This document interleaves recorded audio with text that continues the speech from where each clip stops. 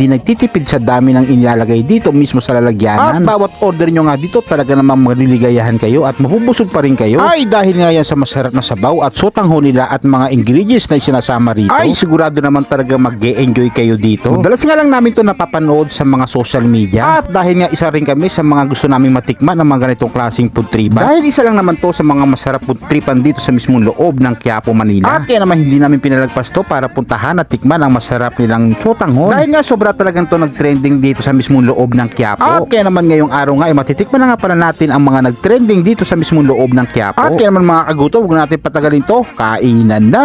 Bali yung sotanghon nga nila na in-order namin na overload, meron nga palang kasamang itlog at karne. Bali ito nga titimusan na nga ng aking misis. Unang subo mo nga dito talaga manlasang-lasa mo yung sabaw ng sotanghon nila. At kung hindi mo pa nga natitikman to, talaga namang siisipin mo na napakasimpleng sotanghon lang. Pero kung tutusin yung mismong lasa ng sotanghon nila ay napakasarap namang talaga. Yung talaga nagdala rito yung mismong sabaw ng sotanghon nila.